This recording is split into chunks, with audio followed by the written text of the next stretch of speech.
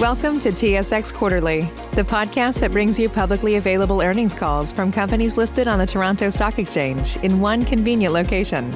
Gone are the days of looking through confusing websites. You'll find the important information right here. Enjoy the call.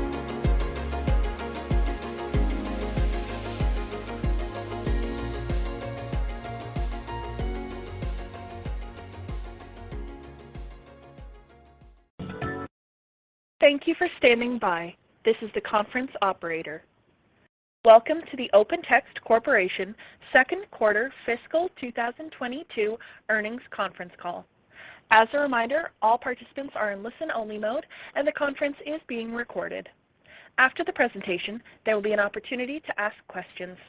To join the question queue, simply press star, then 1 on your touch-tone phone. Should anyone need assistance during the conference call, they may signal an operator by pressing star and 0 on their telephone. I would now like to turn the conference over to Harry Blount, Senior Vice President, Investor Relations. Please go ahead. Thank you, operator.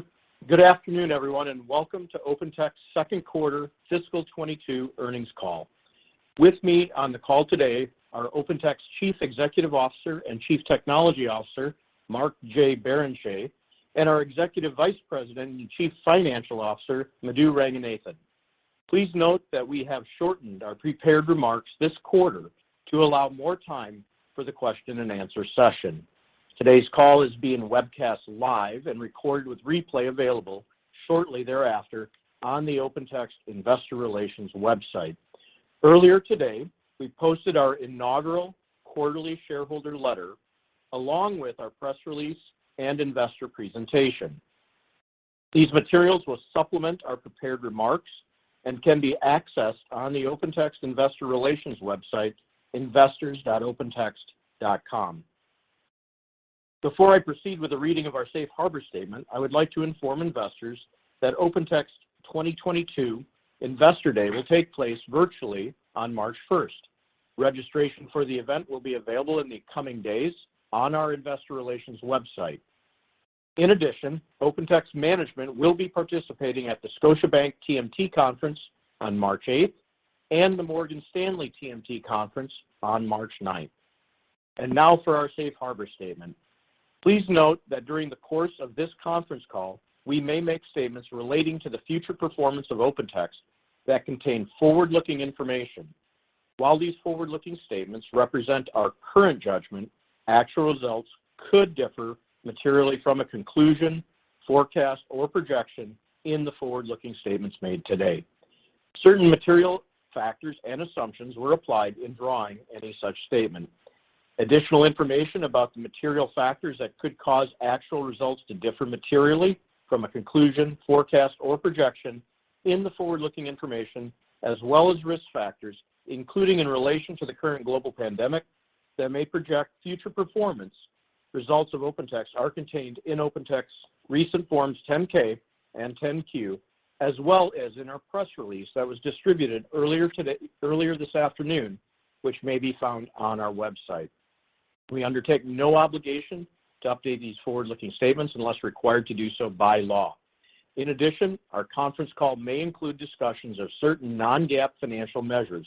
Reconciliations of any non-GAAP financial measures to their most directly comparable GAAP measures may be found within our public filings and other materials which are available on our website.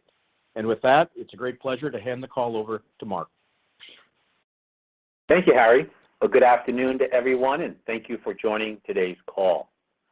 Today we are introducing our new call format. Earlier today, we published our inaugural quarterly shareholder letter in addition to our press release and investor presentation, all available on investors.opentext.com. The 3 documents are intended to provide more insight into our strategy, aspirations, growth programs, and results over short, medium, and long-term horizons. Going forward, you can expect a quarterly shareholder letter and shorter prepared remarks from Madhu and myself, leaving more time for Q&A. Today, we'll spend a bit more time in our remarks to ensure a smooth transition to our new format. We welcome your continued feedback on how to improve our communications. On to Q2 accomplishments. We had an amazing quarter. financially, and strategically.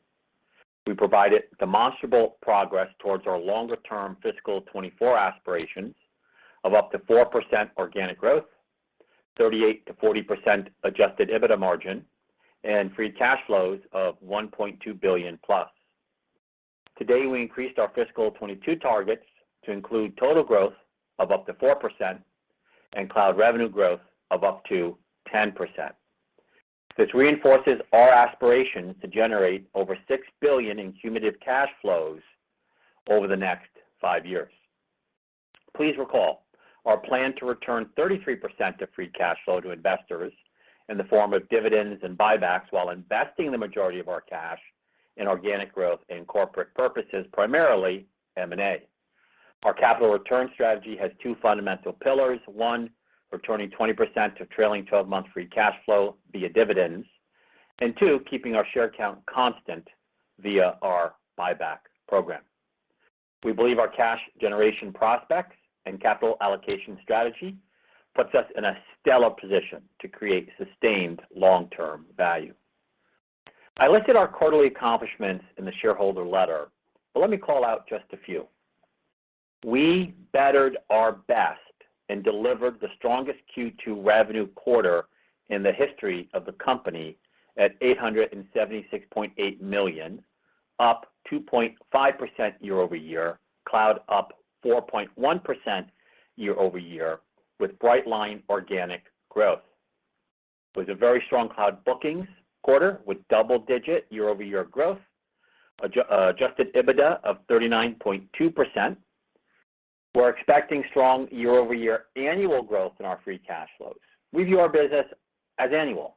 We make decisions, many decisions based on that, while driving upper quartile adjusted Ebitda and free cash flow on an annual basis. I'm very proud of the recent talent recognitions our teammates received, including Canada's most admired cultures, Canada's top employer for young people, and being named one of Forbes' best employers. The pandemic strengthened our culture and results. We announced the OpenText Zero initiative with bold ESG objectives. We plan to lead here. To our core, we believe the future of growth at OpenText is both inclusive and sustainable. By 2030, we are setting out to achieve zero barriers, zero waste, and zero net emissions. These are our three pillars to the OpenText Zero initiative. Specifically on zero barriers, we are actively striving to become a majority diverse company and to expand our leadership to a total of 40% female leadership as defined as manager and up. I'll comment on mid-market and ZIX and enterprise growth programs and partners in a moment. Simply said, ZIX significantly improves our mix. It was an exceptional quarter across the board. We entered Q3 with increased visibility, both near term and over the longer horizon, and OpenText best days are ahead. Let me tell you why. Businesses of all sizes are transforming, and they are transforming into the cloud and by digitizing processes, but more importantly, they are transforming through information, or as I like to call it, information-led transformations. This includes the way their employees work and how we're all mastering modern work. This includes the way they manage their supply chains and digitizing supply chains. It includes the way we sell and go to market and how we power modern experiences and the way we secure our digital infrastructures and strengthen cyber resilience. We are the information management market leader, and our Cloud Edition offerings are optimized to help our customers, regardless of their size or where they are in their transformation journey. We are going to take market share through organic growth and acquisitions on our path to doubling the company over the next 5 to 7 years. We had amazing wins in the quarter. You can read the detail in our investor presentation. Some of those wins include Volkswagen, Kimberly-Clark, the U.S. Army Corps of Engineers, Raytheon Space and Intelligence, and Amazon's new PillPack, and many more. Let me turn to ZIX, our enterprise growth programs and partners, each strategic points of emphasis within my prepared remarks. On ZIX, We see an amazing opportunity to expand our information management leadership in the enterprise and the SMB market. Nearly 50% of U.S. GDP is generated by small and medium-sized businesses, and most need a secure and scalable digital presence. We just started our third year as a scaled provider of information management in SMB. And with the acquisition of Zix, we have market-leading platforms for data protection, data and email security, as well as being a top Microsoft Cloud solution provider for mid-market solutions. By bringing together Carbonite, Webroot, Zix, and Cloud Ally, plus our strategic relationship with the most important endpoint company on the planet, Microsoft, we are able to offer the industry's most complete total protection and security platform to RMMs and to 23,000 MSPs direct from OpenText. We intend to lead, grow, and win information management by addressing the high compliance and cyber resilience needs for small and medium businesses. And you can expect us to continue to acquire in the SMB market. On to the enterprise. In the enterprise and for larger businesses, we have a fantastic direct sales force and high-impact strategies to drive profitable growth. First, one of our most important recent investments is to cover our top 100 customers direct with global account managers. This program is now in place. Second, one of our important recent investments is to cover direct the top 20 supply chain companies. This program is now in place.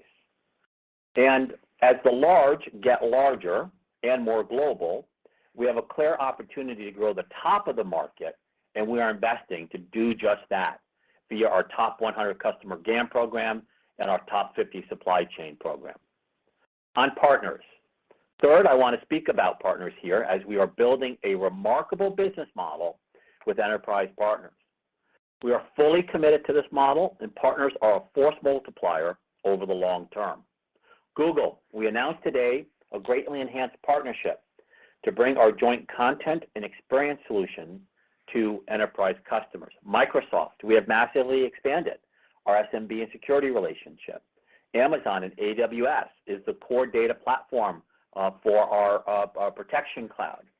SAP, we are a leading cloud partner with SAP with near 3 million cloud users already and strong product and selling momentum heading into the new calendar year. ServiceNow is a new opportunity for us to bring extended ECM to their large and expanding install base. Here's the even greater macro point. Via our API cloud, our developer cloud, we have the opportunity to win the next generation set of cloud app vendors for their information management needs through content services, metadata, workflow, capture, supply chain, threat intelligence, and more via our developer and API cloud. I'm delighted with our Q2 results and our strategic progress with cloud additions, SMB and Zix, and our enterprise growth programs and partners. We believe our outlook heading into calendar 22 is vastly more positive than the previous 2 years. OpenText is on the offensive as it relates to inflation, because the best answer to inflation is to remove labor where you can, reduce your friction costs, and create new just-in-time supply chains through the digitalization of global processes, and to do this smartly through information-led transformation. We intend to help our customers be on the offensive as it relates to inflation.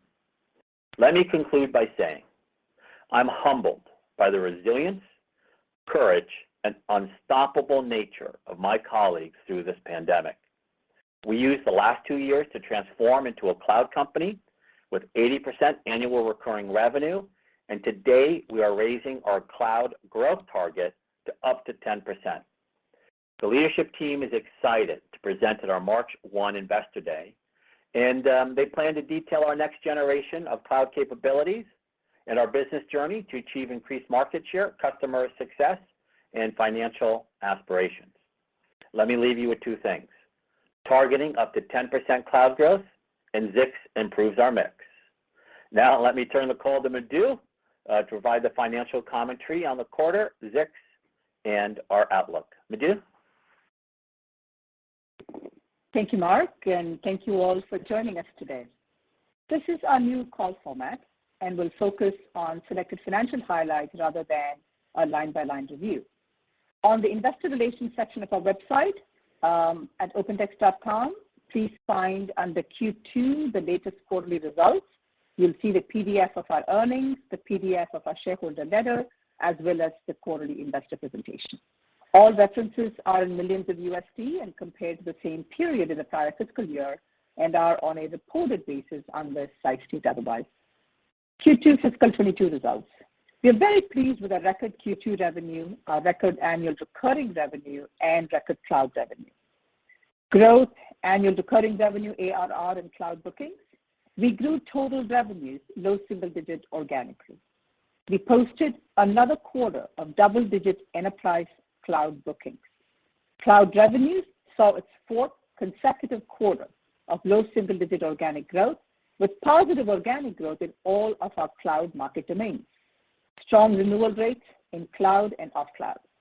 And Q2 annual recurring revenue at 80% of our total revenues on a first half year basis, ARR was 81% of total revenues. On the bookings front, enterprise cloud bookings were strong across many products and geographies, and our large deal trend was up. GAAP-based net income was $88.3 million during the quarter, higher than Q2 of fiscal 21, loss of $65.5 million, primarily due to the tax settlement recorded in the prior year. Adjusted Ebitda for Q2 was $343.5 million, or 39.2%, down slightly from Q2 fiscal 2021 of $360.8 million, primarily due to our investments in talent across the board, including restoration of compensation, sales coverage, and growth initiatives. Turning to operating and free cash flows. We generated $216.6 million in operating cash flows in the quarter, down 23.3%, and $766.1 million in the trailing 12 months, down 32%. We generated $206 million in free cash flows in the quarter, down 25%, and $688 million in the trailing 12 months, down 35.6%. During the quarter and compared to the prior year, there are three items I want to share with you with respect to OCF and FCF. First, integration costs relating to the Zix acquisitions in the current quarter. Second, timing of tax refunds in the prior year, including CARES Act benefits that are not recurring in this quarter. And 2 months of salary forbearance in the prior year, now restored and augmented with competitive salary increases as well. And let me spend a few minutes on our working capital framework. Our working capital metrics are strong. Working capital ratio improved from 1.4 times to 1.6 times on a year-over-year basis. DSO improved from 47 to 44 days, while our cash conversion cycle improved by 3 days. Our operating cash flows and free cash flows on a trailing 12-month basis, the reasons are similar in terms of CARES Act benefits last year, salary forbearance, plus the one-time IRS settlement in the current year. Our next quarter, Q3, is expected to remain our strongest free cash flow quarter. Also, free cash flow comparisons will continue to improve on a year-over-year basis as we anniversary the IRS settlement payment last year and COVID-related comparisons also become easier. Turning to balance sheet and liquidity, we ended the quarter with $2.3 billion of cash and available liquidity and a very strong net leverage ratio of 2 times. And before I speak to our outlook and aspirations, let me share details regarding our Zix acquisition. We closed the Zix acquisition on December 23rd, 2021. And relative to Zix reporting prior to our acquisition, please note the following. OpenText will record revenues on a net revenue basis. It will be 100% part of cloud with gross margins in the low 80s. During integration, we are factoring year one customer partner disruption in our overall models. We expect to share with you at the end of this fiscal year as we complete the June quarter, the combined growth prospects for our SMB powerhouse offering that Mark referenced in his commentaries. And now let me turn to our updated targets and aspirations. For the third quarter of fiscal 22 and on a year-over-year basis, we look for total revenue to grow mid to high single digits, ARR, annual recurring revenue to grow mid-single digits year over year, and FX headwind of $20 to $25 million. We expect adjusted Ebitda margin percentage to be down 450 to 500 basis points due to higher investments in talent and continued support of our growth ambitions, Zix acquisition, and typical calendar year reset of higher benefits expense. For full year fiscal 2022, we're increasing our cloud revenue growth outlook from 1% to 2% to a range of 3% to 4%, and our cloud revenue growth from 3% to 4% to a range of 8% to 10%. A higher revenue outlook is predicated on our cloud bookings, contributions from Zix, and confidence from strong Q2 and first half results. And let me expand on the cloud revenue line. Our fiscal 2022 cloud growth at 8% to 10% includes the Zix acquisition. We expect to grow cloud organically, both in reported and constant currency in fiscal 22, despite the Q3 FX headwind. And where we sit today, we expect FX headwinds in Q4 as well. Setting FX aside, as I said earlier, we saw the strongest booking growth in our enterprise cloud bookings during the first half, and along with our expanding hyperscaler relationships, Carbonite, and Zix acquisitions, we expect cloud to continue to drive our future organic growth aspirations. Moving to adjusted Ebitda margin, we now expect our fiscal 22 adjusted Ebitda margin to be in the range of 35.5% to 36.5%, reflecting the integration of Zix and internal investments to support growth initiatives. We have made demonstrable progress toward a solid fiscal 22 finish and continued momentum into fiscal 23. Our fiscal 24 aspirations remain unchanged at up to 4% organic growth, 85% annual recurring revenue, 38% to 40% adjusted Ebitda margins, and $1.2 billion plus of free cash flows. We plan to continue to invest anything higher than 40% back into sales, marketing, and product initiatives driving organic growth. We're seeing growth in all the right places. Our investment in talent, sales coverage, and innovation are paying off in organic growth. Our strong bookings also give us long-term visibility, while the predictability of our business remains high. All of this is made possible by the amazing OpenText team, and your contributions are invaluable. On behalf of OpenText, I would like to thank our shareholders, loyal customers, partners, and employees across the globe. I would now like to turn the call over to your questions, and over to you, operator. Thank you. We will now begin the question and answer session. Anyone who wishes to ask a question may press star, then 1 on their touch-tone telephone to join the question queue. You will hear a tone acknowledging your request. If you are using a speakerphone, please ensure you lift the handset before pressing any keys. If you wish to remove yourself from the question queue, you may press star and 2. Anyone who has a question may press star and 1 at this time. Our first question comes from Raimo Lenschow of Barclays. Please go ahead. Hey, thank you. Congrats for me on these solid numbers. Mark, the more bigger picture question, the one thing that gets discussed a lot with software investors here at the moment is the demand situation in terms of spending with customers. Digital transformation was a big theme the last couple of years. The pandemic kind of really sharpened people's mind here. And there's this kind of notion that we kind of overspent a little bit over the last year, and now we're coming back to kind of more normal levels. What are you seeing in terms of how this is playing out for you? And I had one follow-up for Madhu, please. Yeah, thanks, Raimo, and good to hear from you. Like I said in my prepared remarks, coming into 22, calendar 22, it's a vastly more positive year for us. And look at our customer wins. Novartis and new machine learning and capture. Volkswagen building a new platform for electric cars. And rough math, 10 million cars times 1,000 documents. 10 billion documents a year across purchasing, delivery, assembly, service, warranty, and more. U.S. Army Corps of Engineers, big new projects going on in the U.S. 600 dams, 2,000 levees, and they're all on Cloud Edition. So we see increased demand, not shortening demand as we come into 22, calendar 22. And we're very focused on also upgrading and migrating our install base into our Cloud Edition. So at least OpenText position is more positivity coming into 22 than we had over the last 2 years. Okay, perfect. Thank you. That's good to hear.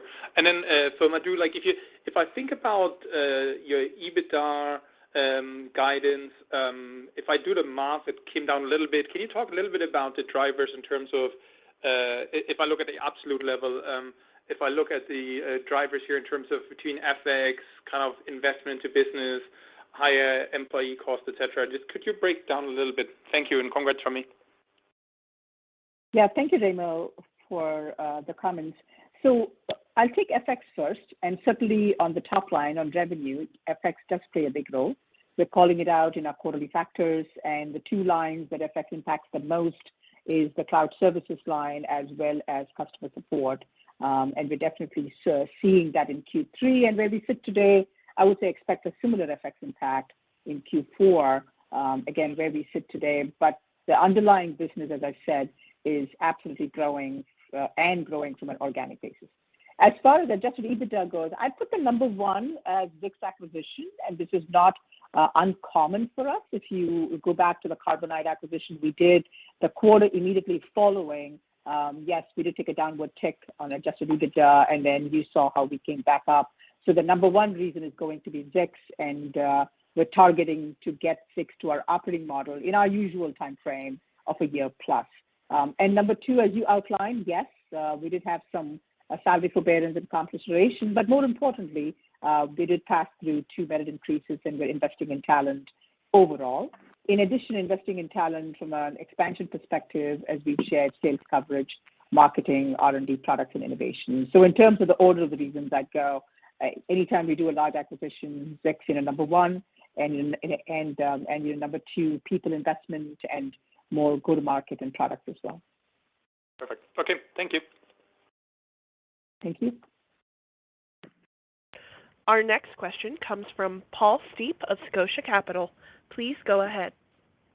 Hey, great. Good evening. I'll give 2 quick ones. Mark, maybe you could just update us on the roadmap for 22.2 and maybe other key releases that should be on our radar screen.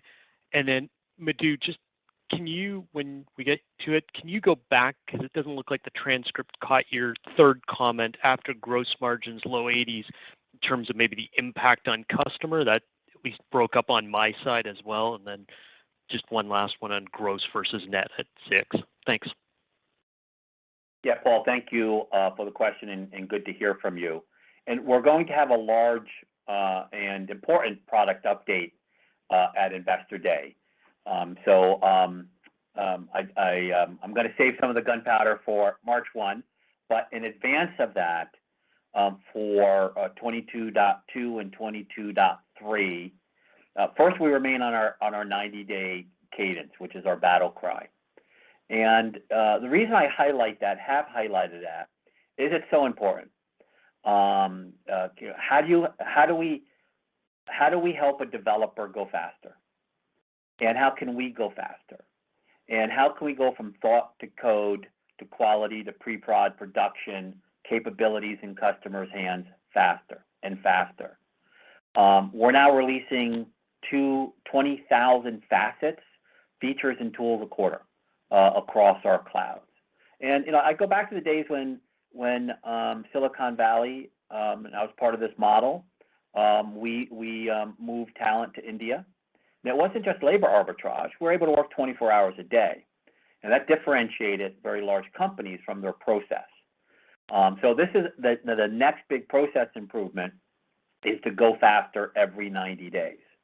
So with that, or what we can look forward to over the next 90 days is on our Content Cloud, all support for partners and embedding extended ECM on the content side, which is really enabling Salesforce, ServiceNow, SAP, Google, Microsoft.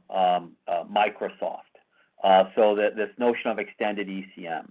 On the business network cloud, and we actually have a supply chain summit coming up in a couple weeks. We have a new global invoicing capability supporting about 60 countries that are going to enable what we call just-in-case supply chains. Not just in time, but just in case. And we're bringing to market our new mid-market offering, directly targeted at SPS Commerce in the mid-market with a product line called Freeway. On the Experience Cloud, we have a new CPaaS platform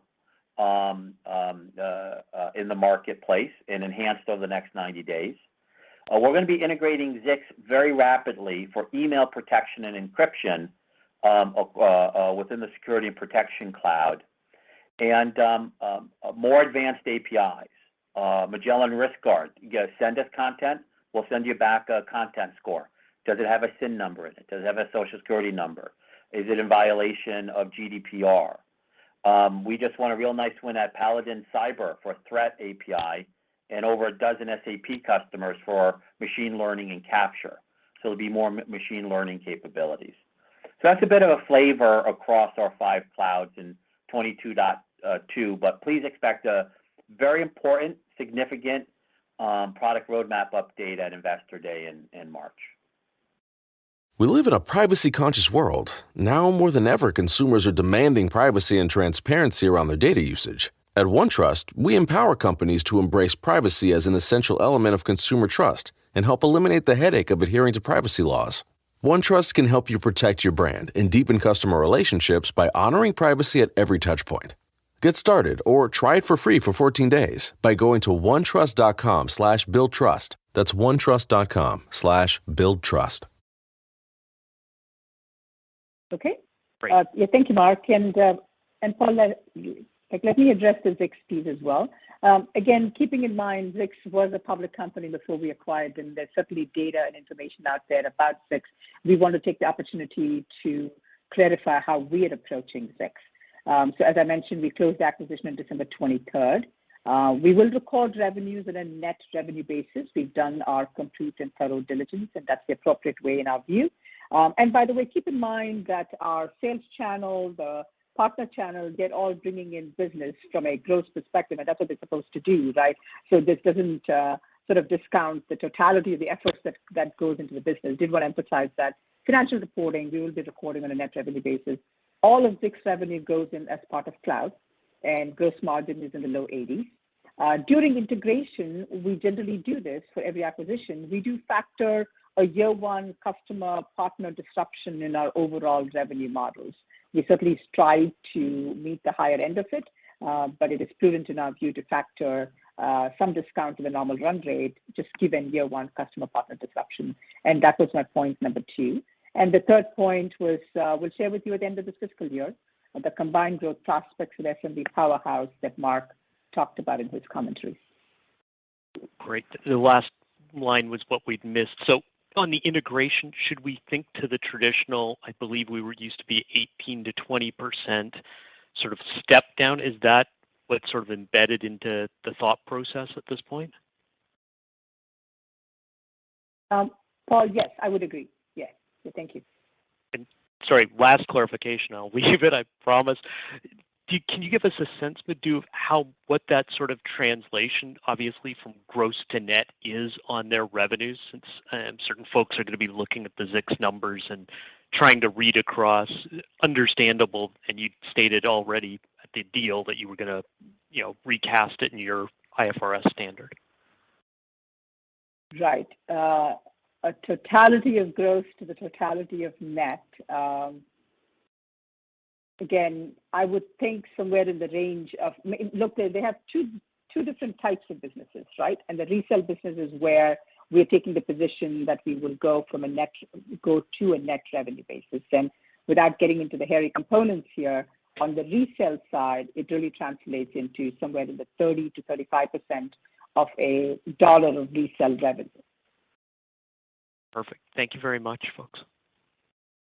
Thank you. Our next question comes from Thanos Moschopoulos of BMO Capital Markets. Please go ahead. Hi, good afternoon. Maybe just to follow up on Zix and accounting. When we look at their deferred revenue balance, would that have been some resale revenue in there that needs to be marked down to a net basis? Or would the stuff they had in deferred as a public company, would that all pertain to the stuff that you're recognizing that anyway? Yeah, again, it's a great question. Zix had adopted a gross revenue accounting for their entire business. right? So that applies to the deferred revenue as well. Okay, so even the resale revenue had some deferred element in it that would be in the deferred revenue balance. Had some deferred element, yes. Okay. Also, given that it's going to be a higher gross margin profile, does that mean that, once integrated, it might actually be above your target operating model?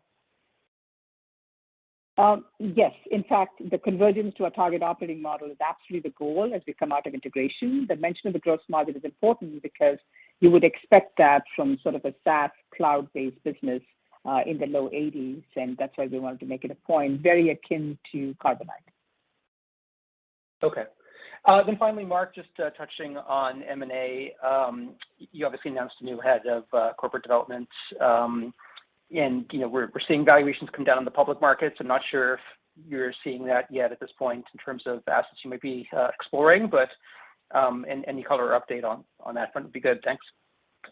Yeah, very happy to, and thank you, Theranos, and good to hear from you.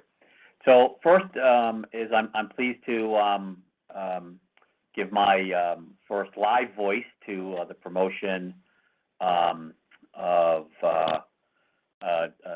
Doug leading Corp Dev and reporting to me, and somewhat expansion of the team. We have a fantastic in-house corporate development organization, and Doug's just a fantastic leader, and delighted to have him reporting to me. And let me just use this also opportunity to add my voice to Gordon's retirement. He's been a great partner over the last decade, and we wish him all the best in his continued journey in his retirement. So Doug's promoted, working for me, expanded team in Corp Dev.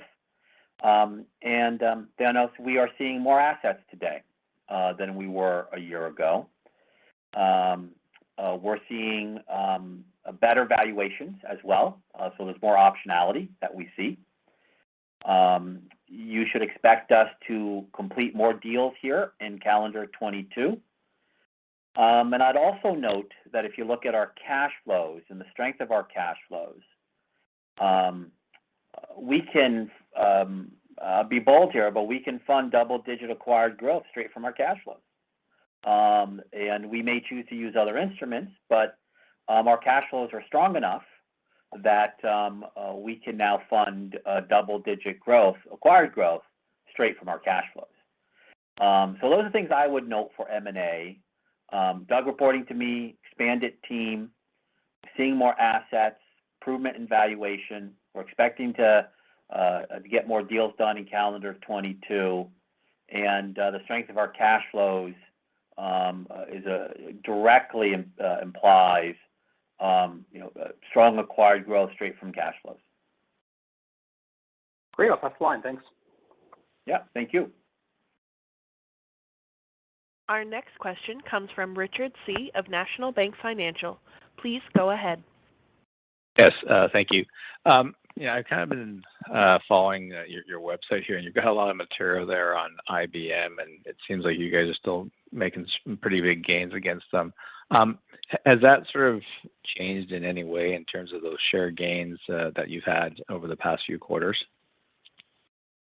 Yeah, Richard, thanks for the question, and good to hear from you. We launched at the beginning of January a campaign called Bye Blue, and the campaign, which is very asset rich, very program rich, is communicating to FileNet and Sterling Commerce customers the challenge they have when Kyndryl got carved out of IBM. That you now have two different companies, two different roadmaps, two different contracts, two different SLAs, and the increased complexity of running your supply chains or information management platform. We think it's a great time to call every FileNet and Sterling Commerce customer and provide an alternative, because they're not investing. We're in the upper right for Gartner, they're not. We have a private cloud, they don't. We have a SaaS alternative, they don't. This is going to yield wins. It's going to yield wins probably over the next 1 to 3 years. And so we just love the campaign. We have won customers. We're building tools to make the automation off the IBM platform even more rapid. Let me just also note on the competitor front that in the mid-market, we're very focused on bringing our business network into the mid-market. I've spent a lot of time on a product line which we call Freeway, and it's now an alternative to SPS Commerce in the marketplace. And we're very focused on winning Microsoft's transition, helping customers support the Microsoft transition. So as Microsoft moves to their NCE program, we want to be right there to help Microsoft. And any competitor in our way is also going to be an important watchdog for us, because we're here to help Microsoft establish their NCE program. So that would be my comments on competitors. Okay. And then I guess kind of a related question on acquisitions, if they're not investing and they view that sort of information management business as non-core, if they were to sort of think about spinning that off, is that an asset that you would consider looking at? Well, the short answer, of course, is yes, we'd look at it, and it'd have to be at the right value. But of course, we'd look at it. But I'm very happy with our competitive position. But of course, we'd look at it. It's been in the market way too. It's been established for way too long, and of course, we'd look at it. Having said that, I really like how we're competing against them, and we're going to keep competing. And we got a great campaign in the market. Okay, great. Thank you.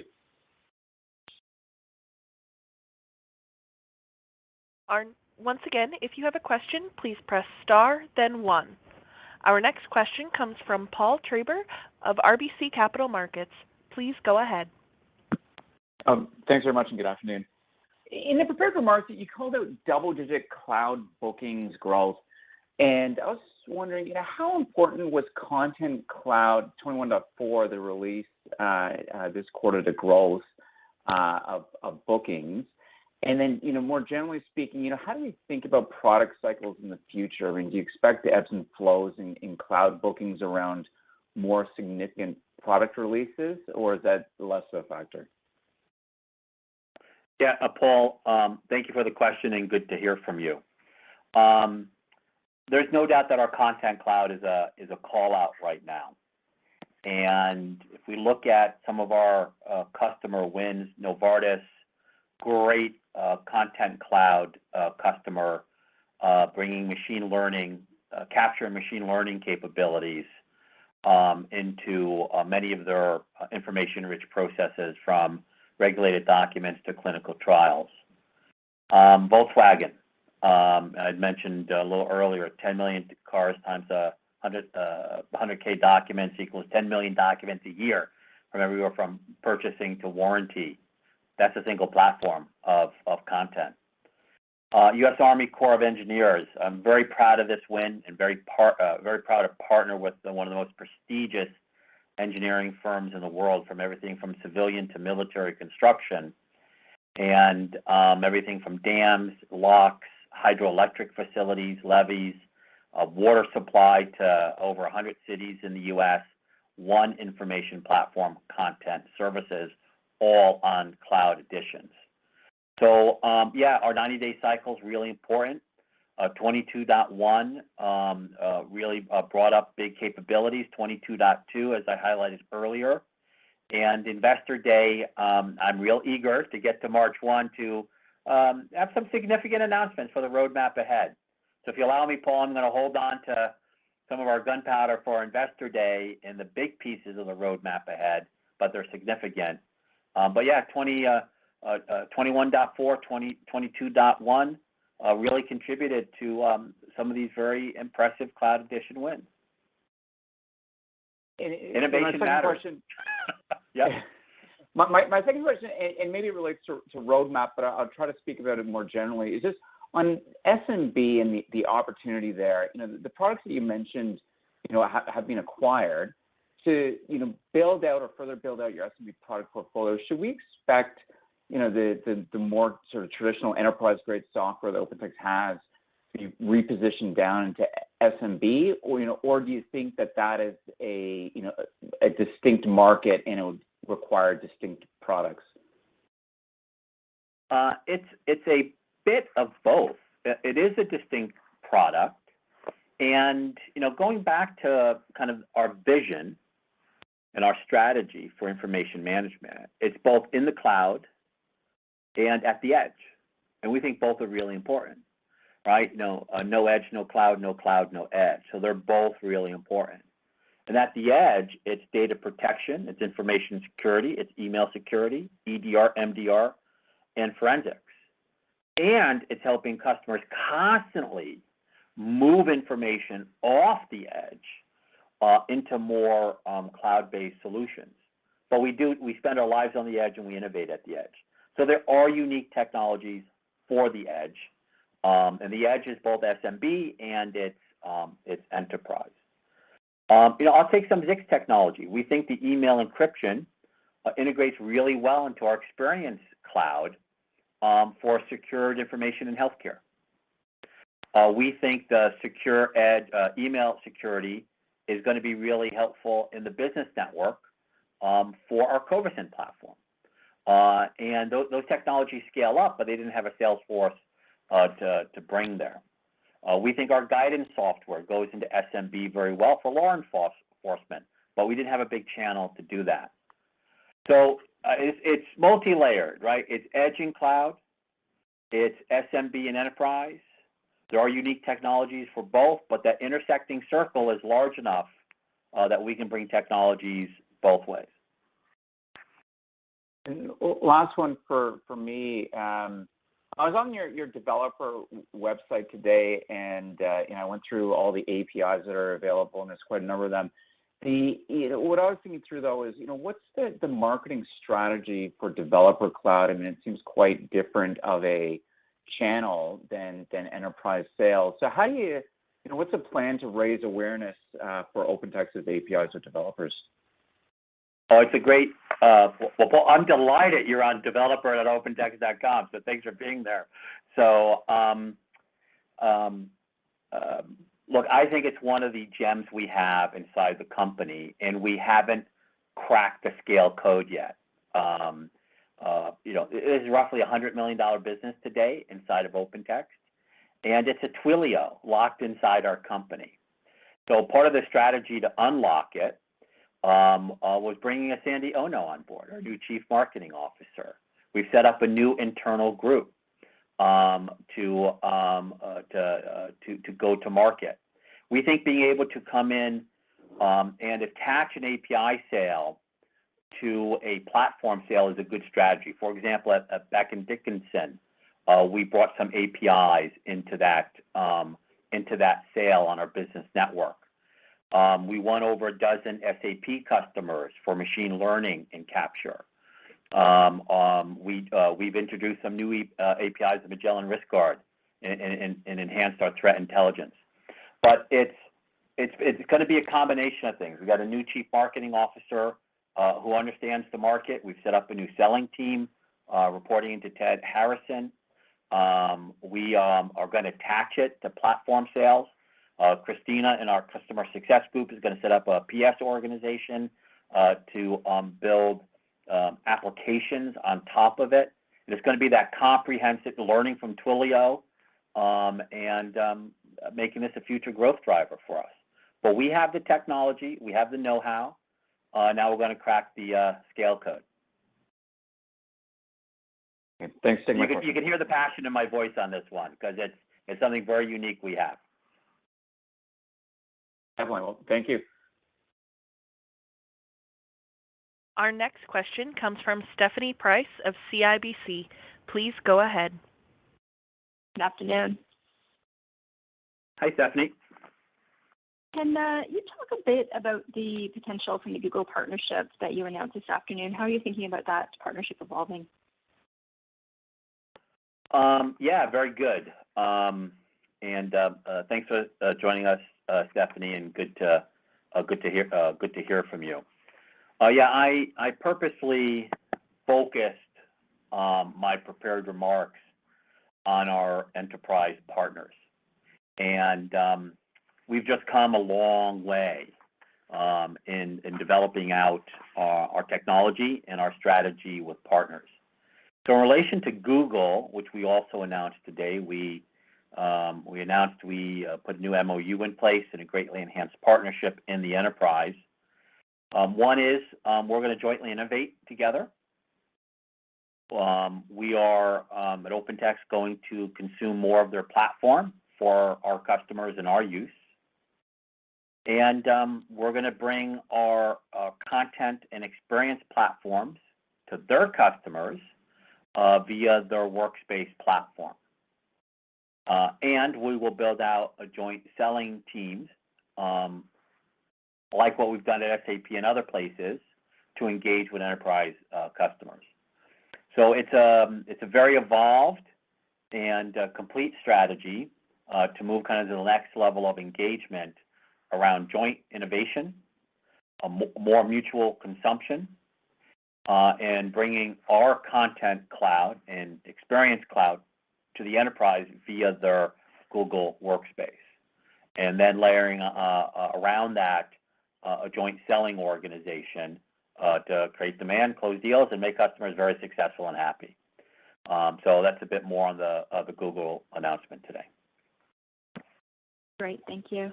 And then switching to the SMB market, I'm curious about the ability to cross-sell other SMB solutions through Zix's partner channel and what the timeline looks like for starting that. Sure thing. I would highlight a couple things today. The first opportunity is to bring Zix products to Carbonite and Webroot customers. Opportunity number one. Two is to bring Zix email security, which is a cloud service. They're processing 100 million emails a day, like Proofpoint, and bring that scaled service into our CPaaS platform and experience to strengthen healthcare, auto, and some other of our big EDI traffic, if you will. We think there's a good opportunity, an immediate opportunity there. We also think on the Microsoft reseller side is we've identified close to 5,000 MSPs in the Carbonite Webroot world that doesn't have a relationship with Microsoft NCE, and we're out actively reaching out to them to bring the cloud service platform from Microsoft to those new 5,000 MSPs. And that's immediate, active, real time that we're doing that. So those are, Stephanie, those are some of the immediate programs that we're going to cross-sell and cross-pollinate. That's helpful. And finally, for Madhu, customer support came down as a percentage of total overall revenue in the target model. Just curious about the puts and takes here.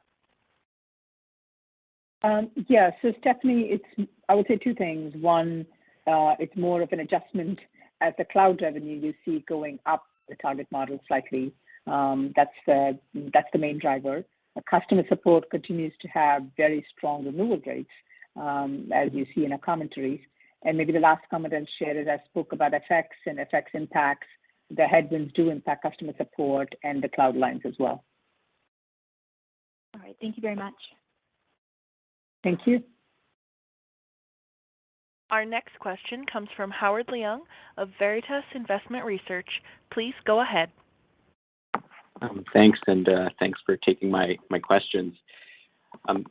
It doesn't sound like, I guess, from the Zix acquisition, a lot of the focus on the call, the remarks are about the cross-sell, which makes sense. And it sounds like, I guess, for the resale part of their business, even with the larger size that OpenText and Zix combined are, it doesn't look like you'll try to renegotiate those margins or try to get a little bit of a lift there.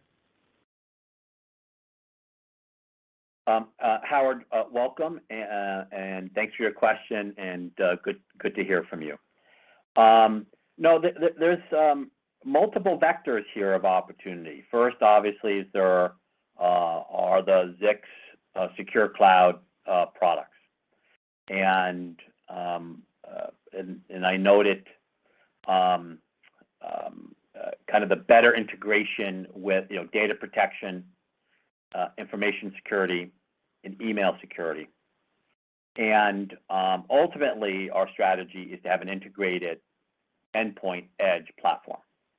And this is another strong component for us to do that across data protection, information, and email security, plus our forensic offerings, and then eventually EDR and MDR. That's the arc of our strategy to an integrated platform. Second is our ability to cross-sell across those companies, as noted, bringing Zix into Webroot and Carbonite customers, bringing Carbonite and Webroot into Zix customers. And then the resell opportunity. There's just enormous opportunity. Resell equals relation. The relationship is the power ultimately, and the force multiplier for us. So the ability to go further with our great Microsoft relationship, bringing that relationship into the Carbonite and Webroot MSPs is very important, and then expanding larger than 23,000 MSPs as well. And then on top of that, there's no reason we can't bring even other third-party resells into that singular platform. And I won't go into others we're working with on top of Microsoft complementary to bring in there for even a little more resell. So Howard, it's a very comprehensive approach to create, as Madhu called, the SMB powerhouse for us, from everything from an integrated platform at the edge through the power of the relationship with Microsoft and Microsoft complementary vendors. No, thanks. Thanks. Howard, it's Madhu here. Yeah, sure. Yeah, I was just going to say thank you for the question as well. Oh, yeah. No problem. And then actually, just to follow up on the MSPs, can you talk about your process of how to onboard or how you guys introduce the new MSPs to your products, and maybe talk through that a bit? Absolutely. And this is a very important question because it's all driven by software. And we're going to speak a bit about it at Investor Day, but effectively our digital zone is software running the cloud. It's a platform. The goal is to have a single pane of glass or one application that MSPs come to self-service. And after our selling and after our engagement and their tries and buys, but a single platform in the cloud where they can transact and they can provision and they can support and they can renew. And so part of our strategic approach is to invest in that platform, writing software to remove the friction from try and buy, remove the friction from selling, buying, renewing, monitoring. And we today call that our digital zone. That's really helpful. Thanks for explaining the process. And then just maybe one final one for me on the renewal rates. I know on the cloud side, I think it's slipped a bit, from 96, 93. Is there anything you want to call out there? Should we expect it to go back up, or it's I guess the growth trajectory is more about new deals and maybe less about the mid-90s retention?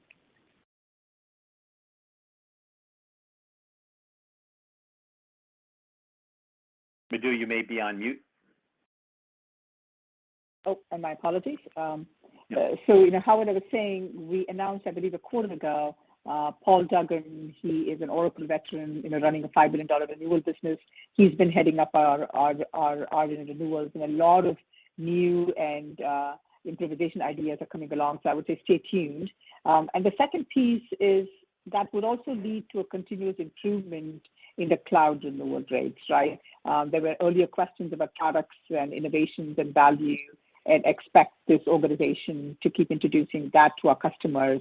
There is churn, but I would say the value is going to be higher than the churn as we look ahead. Okay. So thanks for the comments, and I'll turn it back. Yep. Thanks, Howard. Thanks for joining. Yeah. Any given quarter will vary on a cloud renewal rate, but the trajectory is definitely into the mid to high 90s. This concludes the question and answer session. I will now hand the call back over to Mr. Barrenechea for any closing remarks. All right. Very good. And thank you for joining today. And we welcome your feedback on our new format with our quarterly shareholder letter. Madhu and I are going to be very disciplined to keep our remarks majoring in the majors and narrowing our prepared remarks to provide more time in Q&A, which we think is the most important point of this call. I hope you'll join us on March 1st for our Investor Day. The executive team will be all together out here in Silicon Valley live, and you are most welcome to join us in person or virtually for our Investor Day on March 1st, and look forward to seeing you then. Thank you. This concludes today's conference call. You may disconnect your lines. Thank you for participating and have a pleasant day.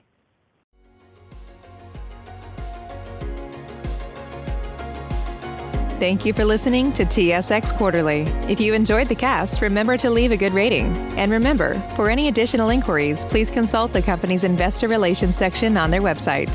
See you next time.